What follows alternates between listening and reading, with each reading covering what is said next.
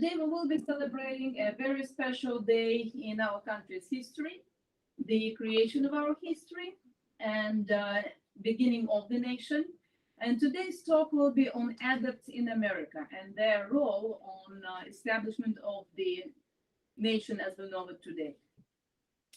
The United Lodge of Theosophists is devoted to independent devotion to the cause of Theosophy. And the policy of the Lodge is independent devotion without professing attachment to any Theosophic organization.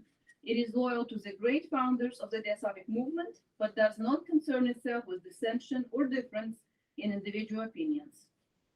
It holds that the unaccessible basis for union among Theosophists, wherever and however situated, is a similarity of aim, purpose, and teaching, and therefore has neither constitution, bylaws, nor officers. The sole bond between between the associates being that basis. We meet weekly, and we hope that you'll be joining the United Lodge of Theosophists of Washington, D.C. on Google Meets next Sunday. But today we will have this in-person meeting on adepts in America, and I would like to continue with the reading. The reading will be from the Voice of Silence. Kill out desire, but if thou killest it, take meat lest from the dead it should again arise. Kill love of life, but if thou slayest Tanha, let this not be for thirst of life eternal, but to replace the fleeting of the everlasting. Desire nothing, chaffe not at karma, nor at nature's changeless laws, but struggle only with the personal, the transitory, the evanescent, and the perishable. Help nature and work on with her, and nature will regard thee as one of the creators and make obeisance. And she will open wide before thee the portals of your secret chambers, lay bare before the gates the treasures hidden in the very depths of your pure virgin bosom. Unsought by the hand of matter, she shows her treasures only to the eye of spirit, the eye which never closes, the eye for which there is no veil in all her kingdoms. Then will she show thee the means and way, the first gate and the second, the third up to the very seventh, and then the goal, beyond which lie, bathed in the sunlight of the spirit, glories untold, and seen by any save the eye of soul. There is but one road to the path, and its very end along the voice of the silence can be heard. The ladder by which the candidate ascends is formed of rungs of suffering and pain. This can be silenced only by the voice of virtue. While then to thee, disciple, if there is one single vice thou hast not left behind, for then the ladder will give way and overthrow thee. Its foot rests in the deep mire of the sins and failings, and ere thou canst attempt to cross this wide abyss of matter, thou hast to leave any feet in waters of renunciation. Beware lest thou shouldn't set a foot still soiled upon the ladder's lowest ring. Woe into him who dares pollute one ring with mire feet. The foul and vicious mud will dry, become tenacious, then glue his feet unto the spot, and like a bird caught in the wily fowler's line, he will be slayed from further progress. His vices will take shape and drag him down.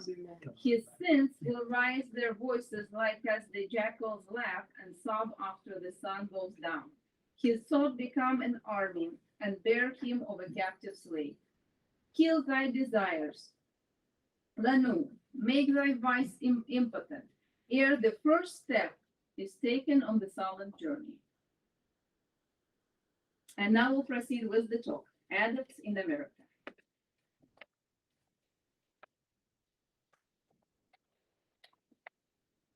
Thank you. Welcome, friends. You probably can't see the whole board, but it'll be on the internet. So we'll continue on with this talk. As our nation's capital, ULT, we regularly point to the adept influences of the founding of the United States near our Independence Day, which is tomorrow, July 7th. Washington, D.C. was designed by Freemason Pierre Charles L'Enfante. Among the cities of the United States, D.C. rises above all others in its unique and complex design. Disregarding a strict grid plan, the architects of our D.C. Capitol had a grand vision, developed a fun and elaborate pattern of diagonal avenues and traffic circles. They are incorporated in,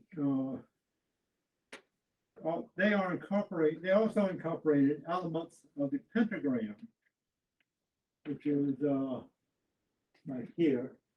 You probably can't see it too well on the internet, but this is a map of DC and key points in DC with a 5-point sword. Yeah. So that was these elements were in the background. You can't see them on a regular map, but we pointed them out on this map right here. The statement from June 2, 2022 publication of the Masonic Philosophical Society appears consistent with those faithful to the lines laid down by HPB and William Q. Judge over 100 years ago. In Freemasonry order, man is a small aspect of the universe and is associated with the 5-pointed pentagon, also illustrated in the theosophical teachings of as above, so below. That's who we are. The geometric propositions, properties, and structure of the endless knot were appreciated and symbolically incorporated into the 72-degree angle of the compasses, the Masonic emblem of virtue and duty. We can see how our founding fathers strived to institute a society that separated church and state in their meticulous attempt to create a secular government. Many came to America for religious freedom, but were very tenacious of their own particular beliefs. So we may assume that the Declaration of Independence and the Constitution would contain much about religion. But this is not the case. In searching the Declaration, we find reference to nature and nature's God. The natural rights of man are specified, such as life, liberty, and the pursuit of happiness.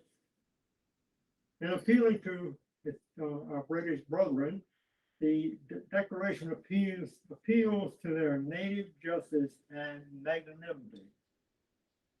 All reference to religion and Christianity or God's commands are left out.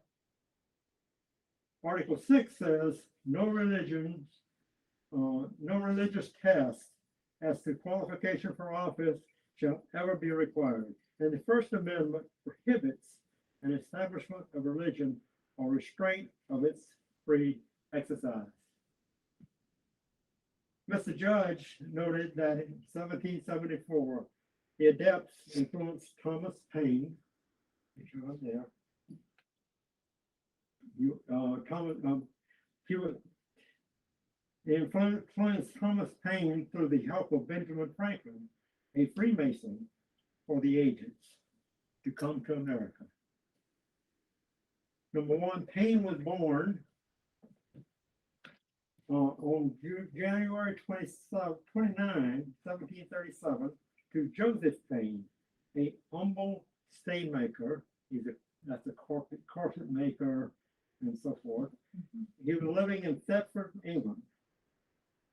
A great soul had come into incarnation, one who would help call the American nation into being and draft a Bill of Rights for the yet unborn French opponent, one who would suffer ignominy and imprisonment, be denounced for more than a century, and finally rise triumphant as one of the emancipators of the human race. Such was the destiny of Thomas Paine. And today, three great nations claim him as a distinguished citizen and refer with pride to his achievements. From his earliest childhood, Paine rebelled against man's inhumanity to man, as he saw it demonstrated in the stocks and pillory and gallows which he passed every morning on his way to school. The first pamphlet he ever wrote was number 3 here, a plea to overworked and underpaid excisemen whose lot he shared.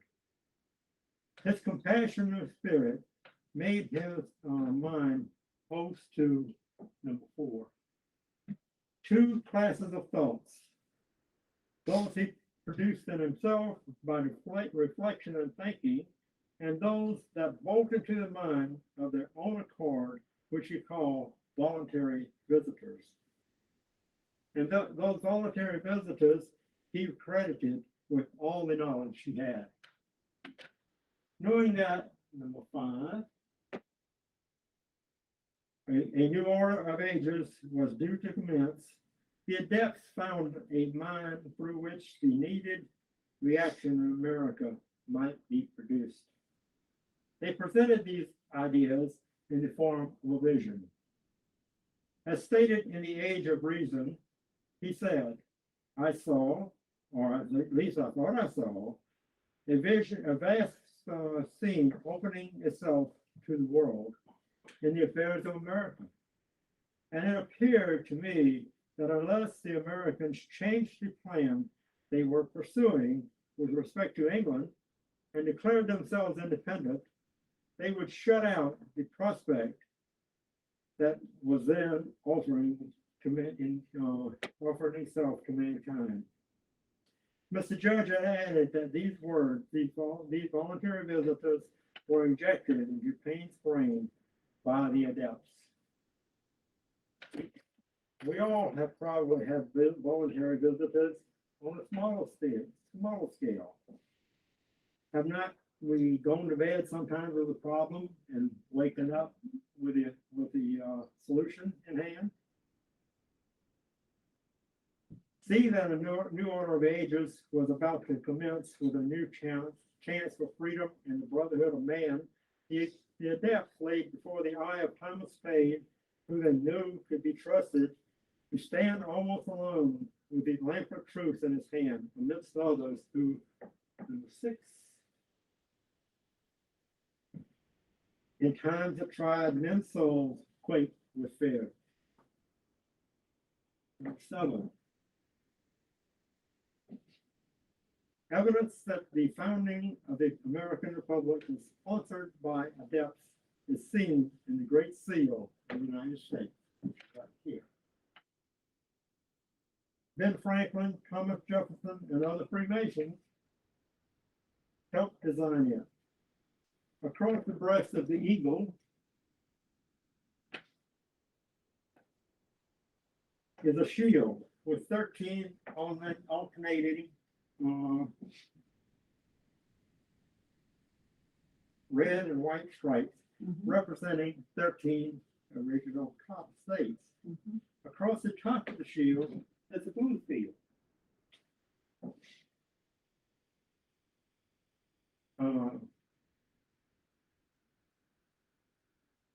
Okay.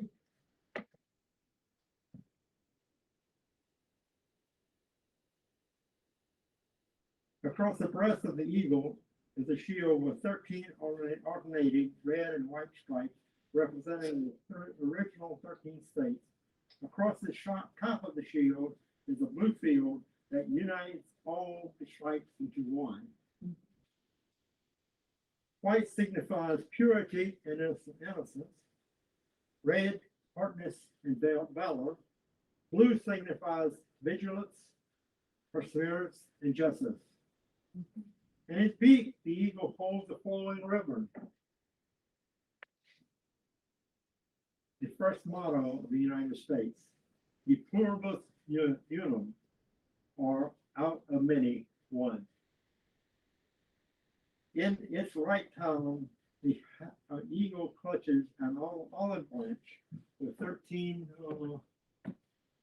leaves and 13 olives, symbolizing peace. And 13, in the left talon, he holds 13 arrows signifying war. Both together symbolize that the United States has a strong desire for peace, but is always ready to go to war. In the on the reverse side of the you can see this is the dollar bill too. On the reverse side is the blazing eye over the pyramid there. With the capstone removed, its space occupied by a blazing star in a triangle. At the top of the seal appear the words, "The heavens approve," in Latin. And while at the bottom is the prophetic sentence, "A new order of ages." The design of the seal symbolizes the building and firm founding of a new order of ages. It puts into form the idea which, by means of a voluntary visitor, was presented to the mind of Thomas Paine in a vast sense, of a vast scene opening itself, the beginning of America of a new order of ages. Mr. Judge noted that the theosophical depths hovered over Washington, Jefferson, and the other brave Freemasons who had probably been executed as we lost. Who dared to found a free government in the West, which could be pure from the dross of dogmatism. The Adepts cleared their minds, inspired their pens, and left upon the great seal of this mighty nation a memorial of their presence. Paine, number 9, arrived in America on November 30, 1774, with letters of introduction from Ben Franklin, who was in England at that time. Paine became the editor of the Pennsylvania Journal. His first publication was on March 8, 1775. In it he addressed African slavery in America. He stated that some desperate wretches should be willing to steal and enslave men by violence and murder for gain is rather lamentable and strange. But that many civilized, nay, Christianized people should approve and be concerned in this savage practice is surprising and still persists through contrary to every principle of justice and humanity. Just a few weeks later, the first anti-slavery society in America was formed.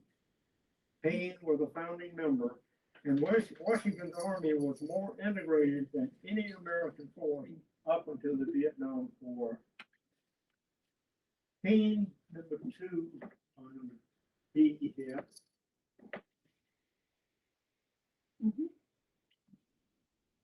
Paine then protested against cruelty to animals and published the first plea for human rights of women in America.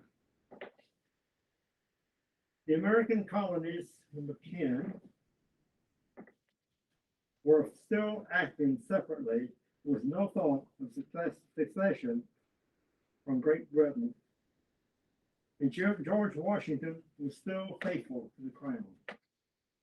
The earliest anticipation of the Declaration of Independence called number 11, Serious Thought, was printed on October 18, 1775, in which Paine prophesied the ultimate secession of the colonies, indicating the focus should be on the importance of the content and not the name of the author, that the focus should be on the should not name it, did not name the author in common sense. It was published anonymously on January 10, 1776. It was very popular, but Paine refused to accept a penny from the sale. It embraced sectarianism and belief in human perfectibility, in quotes such as, "We have it in our power to begin the world all over again. O ye that love mankind, ye that dare oppose not only tyranny but the tyrant, stand forth." 13. 6 months later, the Declaration of Independence was drafted and signed. Many were convinced that Paine himself wrote the Declaration, though several of the drafts were in Thomas Jefferson's handwriting. William Cobbett, who was a very well-known writer at the time, said whoever wrote the Declaration, Thomas Paine was its author. Paine was one of history's great theosophists, and all people guided the process of our independence from England to the establishment of the United States. Believing that those who expect to reap the blessings of freedom must undergo the fatigues of supporting it, Paine at once volunteered for service in the Patriot Army as a private. He was made aide-de-camp to General Greene and took part in various battles. Number 15. December 1776, Paine wrote the first of 13 pamphlets on the American crisis. The first pamphlet began with the famous words, "These are times that try men's souls." Washington had it read to soldiers in every regiment, including on Christmas Eve to the troops of Valley Forge, many of whom were ill-equipped and didn't have adequate boots and so forth, and it was very cold.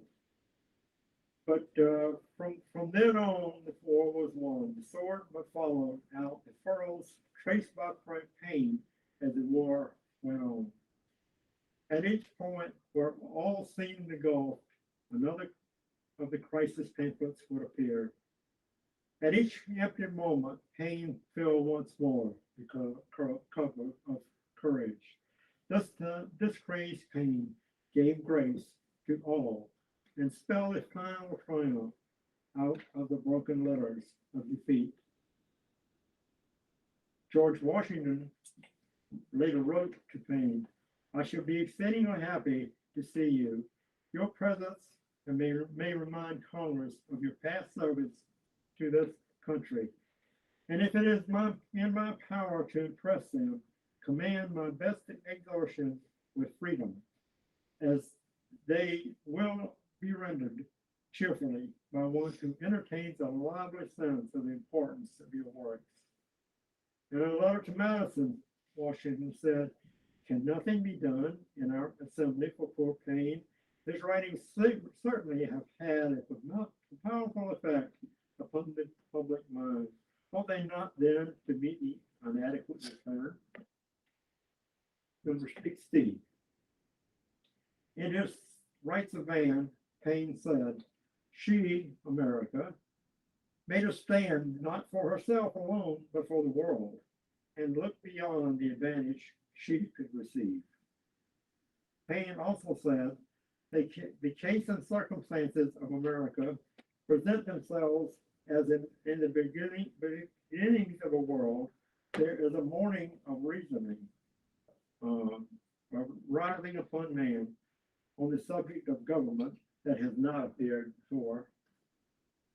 Number 17. In 1781, Paine was sent to France for a loan. The King of France sent him back with silver and a convoy of ships laden with supplies. This timely help enabled our young nation to continue to victory. Paine organized the Bank of North America to raise money to feed and clothe the army. Some quotes about Paine, in addition to Washington, John Adams says, history is to ascribe the American Revolution to Thomas Paine. 1776, he said that. Without the pen of Paine, the son of Washington would have wielded in vain. I know not whether any man in the world has had more influence on its inhabitants or affairs for the last 30 years than Thomas Paine. Napoleon Bonaparte said, a statue of gold ought to be erected to you in every city of the universe. I assure you, I always sleep with the rights of man on my pillow. I desire you to honor me with your correspondence and advice. Abraham Lincoln said, I never tire of reading Thomas Paine. Thomas Edison, our greatest political thinker, we have not advanced behind our greatest political thinker, talking of Tom Paine, we have not advanced and perhaps never shall advance beyond the Declaration and Constitution. So Paine has had no successors who extended his principles. Living in France most of the 1790s, he published parts 1 and 2 of Rights of Man, a defense of the French Revolution. In England in 1792, he was indicted by the British. President Jefferson offered him passage on the ship Maryland so he would be safe from the British who were intent on arresting the chief instigator of the American Revolution. He stayed in Monticello. He was elected to the French Assembly even though he spoke no French. He voted against the death for the King of France, and he was in prison for a year, and James Monroe got him released in 1794. He published The Age of Reason in France in 1802. And number 22, we're down to here. On June 8, 1809, at age 72, his starved and aged frame collapsed, and Thomas Paine was dead. Paine's bones were later exhumed to be sent to the place of his birth, but they disappeared. Had Paine's modern world patriotism prevailed over the national patriotism of Washington, it was written that we would have been spared the War of 1812 and the Great War of 1914. Thomas Paine's profession of faith starts down here and continue up here. 23, the world is my country. To do good is my religion. His faith was centered on the belief of a first cause, eternally existing in the universe, governed by law. Paine showed that the age of ignorance commenced with the Christian system. The expression of caused Paine to be called an infidel. Christian writers have since claimed that Paine died a drunkard and that his on his deathbed, he confessed his error in attacking religious dogma. Such lies have long since been disproved, but are still pernicious among us. The absence of the Christian God from the Declaration and from the Constitution is due to the influence of Thomas Paine.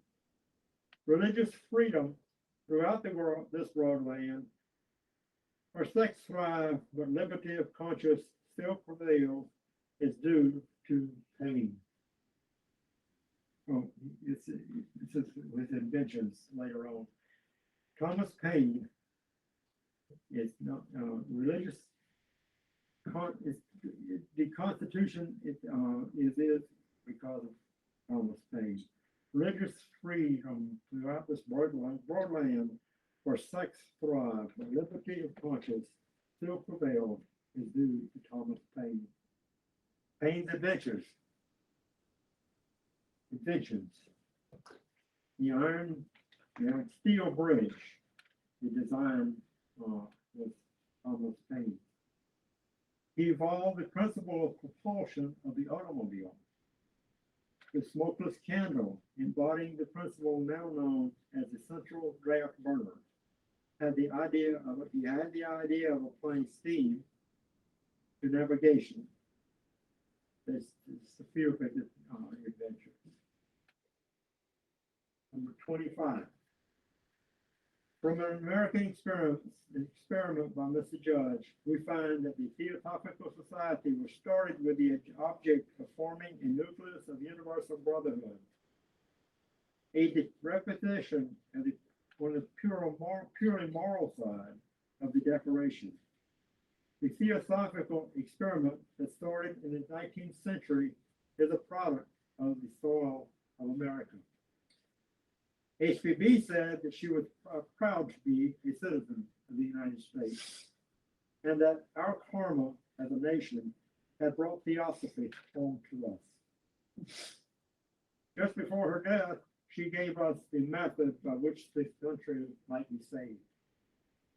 Be theosophists, work for theosophy. Theosophy first and theosophy last, for its practical realization alone can save the Western world from that selfish and unbrotherly feeling that now divides race from race, our nation, one nation from another, and from the hatred of class and social considerations that are cursed and disgrace of the so-called Christian people. Theosophy alone can save it from sinking entirely into that mere luxurious materialism in which we will decay and putrefy as civilizations have done. In your hands, brothers, is placed and trust the welfare of the coming centuries, which we're in now. We're continuing on with this statement by HPV, which is still relevant today. Great is that trust. Over great also is that responsibility. And that trust and responsibility continues to be in our hands, whether or not we have ever heard the word theosophy. Happy July 4th to all, and I'll open it. You don't turn it off. Okay. Opening floor to questions and comments, including those who have joined us on the internet.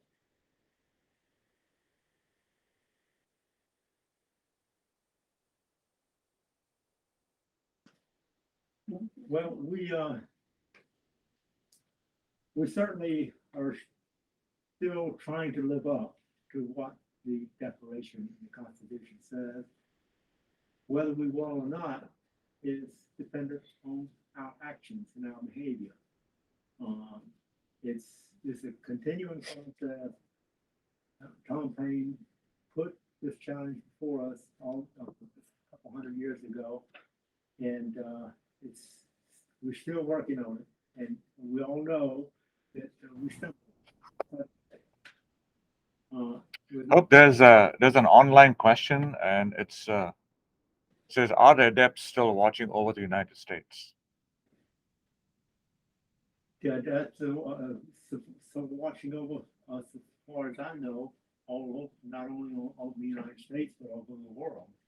Although sometimes we wonder if, but they can't interfere with our karma. They don't go that far, as it's stated over and over again. We have to be in charge of our own selves, which evolves into our families, situation and our national situation.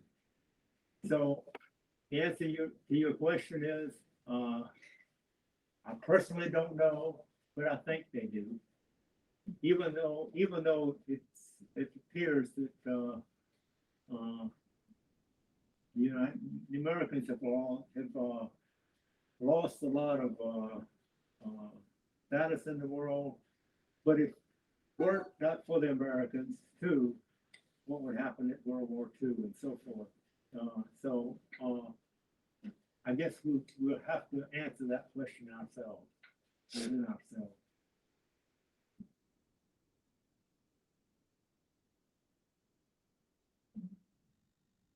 I have a comment.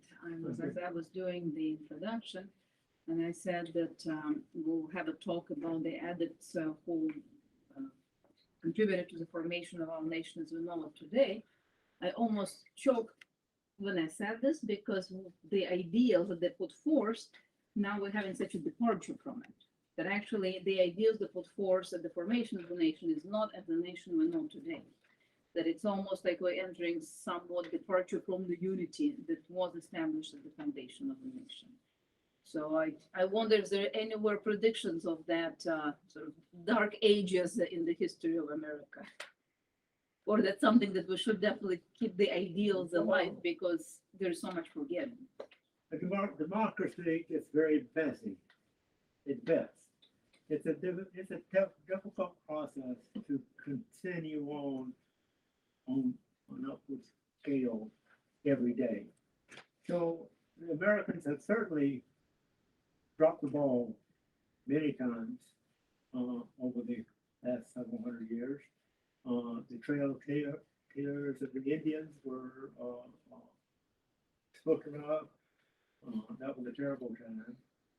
Right now, we still have not resolved our racial problems, although I think from this perspective anyway, it's a lot better than it was. At least that we don't have, quote, slaves anymore, although we're sort of slaves of this economic system.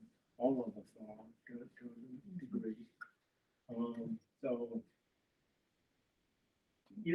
on the whole, maybe we're making a little progress. I don't know. We have to make that decision ourselves. I guess it's a spiral progress. Well, Yeah, that's fine. That's the cycles. Yeah. Certainly, we are challenged on what he left behind, this Constitution, and we'll never, like the comment said, we'll always be in a state of evolution, working our way up to those words that he left. Whoever left in the Constitution. Certainly, Tom Paine wrote all those words at one time or other. I don't know who, how, I guess Jefferson did work with him a lot. So, because it's in his handwriting doesn't mean that he thought of all that stuff. But if you look at what he started in this country, you can see those words developing. Now it's up to us to live up to them. I had a famous quote by Alexander the Great that came to my mind. He wrote that the duty of the conqueror is not to repeat what the conquered did. In a way, the duty of the new nation is not to repeat what the old nation did. But hopefully we learn a little something, although sometimes I wonder about that too. And I think we do too, many of us do. But I guess the only advice I have is to keep on going, keep on trying. Right now, we're still in struggle. We still have wars and rumors of wars. And we're not going to get out of that until we become selfless. We're far away from that, but we can make progress. okay. everything, most of the things, most of our actions, most of as a government, our actions goes back to motive and goes back to the selfless decision making. And that's what we're working on, trying to get to where Tom Paine wanted us. But one thing we have to keep in mind, we think 100 years is a lot of time, but it isn't. It isn't. As time goes, that is not even a bad of the eye. These teachings go back, that we're studying, to the night of time, and they're kept by the massive wisdom. And this does not make sense unless you bring in spirituality. You don't have to bring in religion, but you have to bring in spirituality. And everything comes out of spirituality. And the modern religion kind of smooths over that process, and modern science does too, because it doesn't accept anything that's not on a material level. So we still got a lot of work to do. Working, the student is worked with several people. One he's started out his career was he could be a preacher, but then he got into science. He wound up being an engineer. But then he got into that, and he decided, well, Christian religion doesn't really address a lot of stuff, so I'm going to be a Christian, but I'm going to be a scientist. And now he says, now he holds science up as not a tool to work with, but the ultimate. And you can't do that, because science is nothing more than a reflection of what's already in the spiritual process, and we have to use that as an anchor, which is very difficult to do, because that is not visible in the modern world. We can only use what we learn through knowledge and correspondence to a great extent to sort that out, and that process is not known. It also says in the teachings that we will never know what all is in the spiritual process, but we can make a lot of progress by using knowledge and correspondence to figure it out.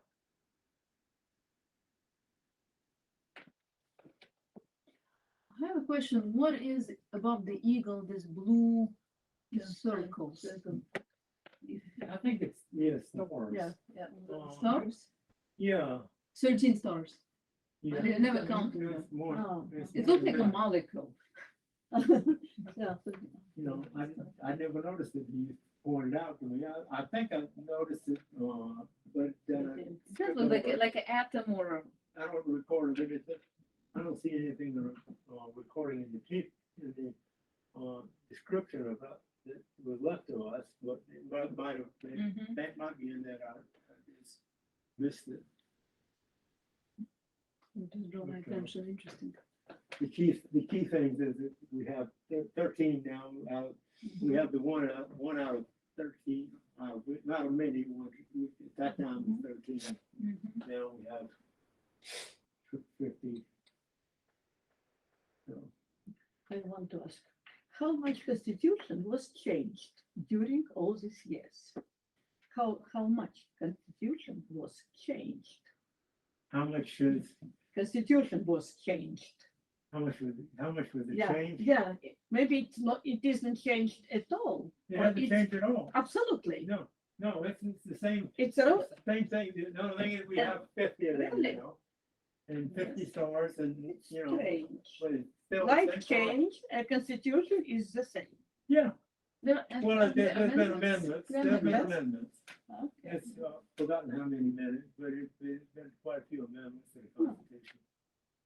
Yeah, and, you know, things, we, go back and forth on the pendulum, depending on who's in office and, you know, there's the executive orders that can be issued and, depending on the president, you would have certain ones of those that would come out that maybe would not come out as a hard and fast law of the land, but Mhm.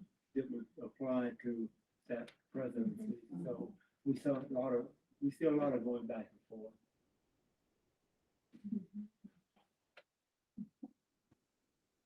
Oh, there's an online comment. It says, we still have to employ self-induced and self-devised efforts, whether as individuals or as a nation.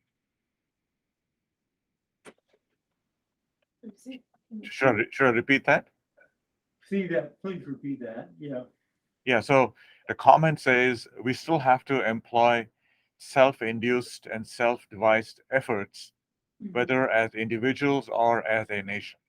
Absolutely, yeah. It's the same process, except that, it's self-induced and self-devised efforts on a national basis, a family basis would maybe, be,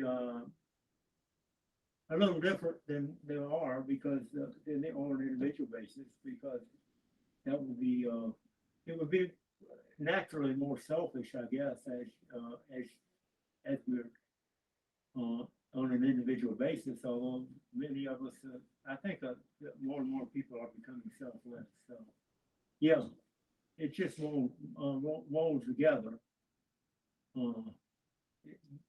Call it politics or whatever you want to, politics has got a dirty name too, but, nothing in, democracy is completely clean, so. But it's better than the alternatives that I can think of. I've lived in different places in the world, and, I was happy to be under the flag of the United States when I was there, because sometimes, there was some, questions and so forth that, I didn't have to address because I wasn't a citizen of where it was at. And, diplomacy is, covers you a lot when you're over there, so. So you get, well, I'll stop it at that, and, what about any other comments, online? Yeah. It's quite obvious that, he was a theosophist. We don't have to, that, he was also a great theosophist. No, few are greater.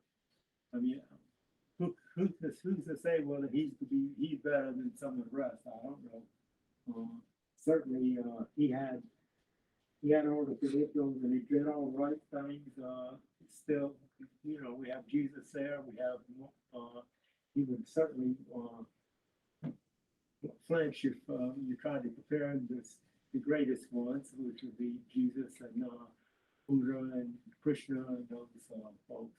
But, he certainly had the right ideas, that he passed on to us. Who was Question, sorry, go ahead. Please go ahead. I was going to ask you, thank you. I was going to ask, is there any evidence that the adepts may have influenced individuals other than Paine during the formation of the Republic? This is amazing because that was my question. Okay. Yes. He did. The Freemasons in general, the Freemasonry is not what we know as Masons today.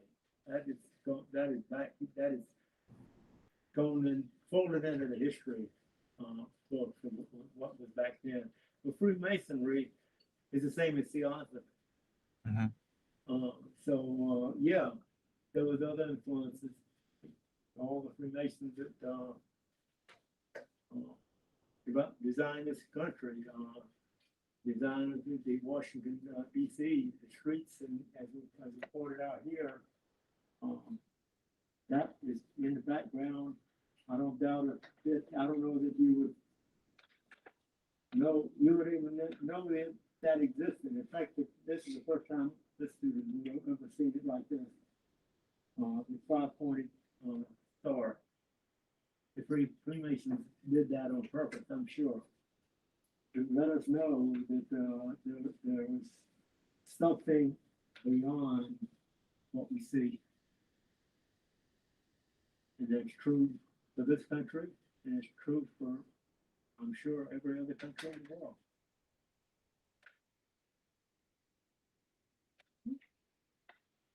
Well, we got a couple more minutes if we want to just chat about anything else besides this. I mean, this is a full planner that we have here. This will be individually on the internet sometime, hopefully. Do we know which year HPV became a citizen? Also after coming to You know, but somewhere. it's not in my head. Mhm. Anybody out there have any idea? Just think curious. I don't think it's in my phone, but I'll try to remember to put it on the internet. Question, were George Washington and Abraham Lincoln also Freemasons? Is there any evidence pointing to that? George Washington was a Freemason. Okay. I believe Abraham was one of those two, but I'm not sure.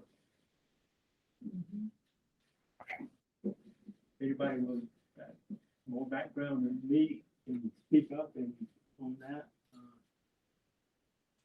But I didn't see Abraham Lincoln's name associated, in my notes. But, he certainly did things that Freemasons would do. Can you say a few words about Thoreau? Was he also Thoreau? Thoreau, Mm-hmm.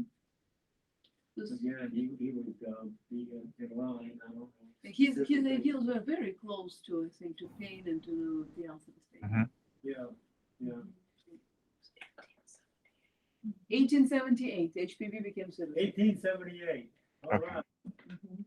Early. Thank you. Thank you, Internet. Thank you, Google. Talk about looking.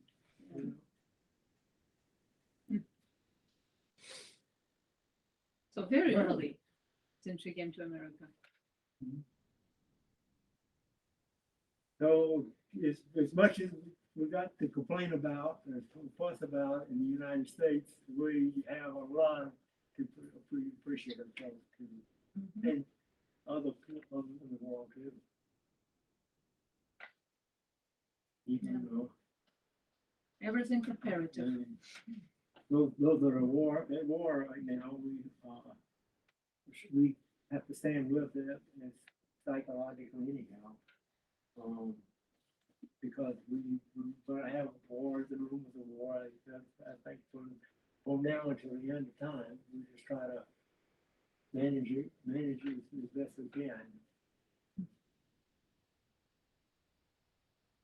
Yet human suffering is low as possible to make it. And all this HPV and Mr. Judge pointed out that theosophy is a common sense philosophy. And whether you call it theosophy or something else, it's still, we have to learn to live by those rules. And make them our lives, not just to be able to say them, but we have to make them part of our every being. Well, with that, we'll end it. We will, see folks who can make it next week. We have, continuation on the ocean theosophy and, the notes in the ocean. And that is a very quick, well, it's a long process, but that'll prepare us to, understand the secret doctrine better, and so Mhm. forth. We maybe in the future get into, going through that book as well. At least parts of that book. We actually do it all the time, but, it's a process. Do like we did the ocean, like we're doing the ocean now, which probably will take another year. What do you think, Cyrus? You think you take that one? No, I think the ocean is a good stepping stone towards having a better comprehension of the secret doctrine.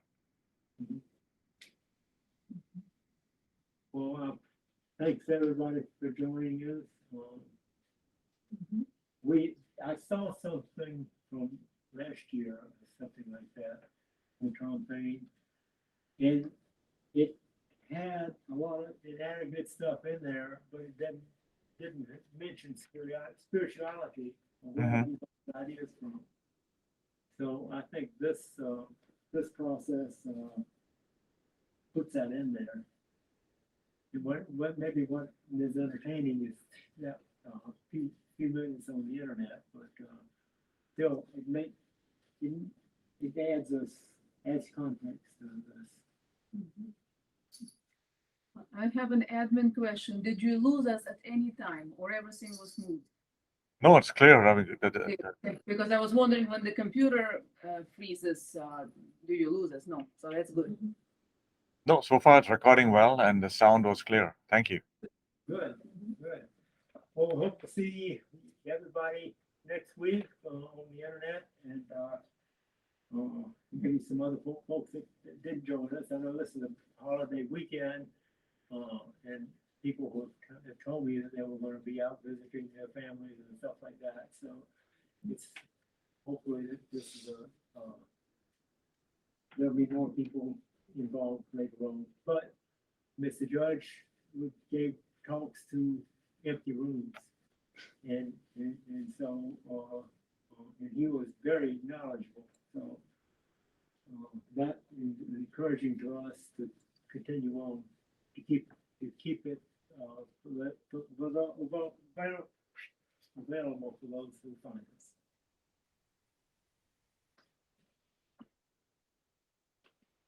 Okay, thank you. Thank you, Herb.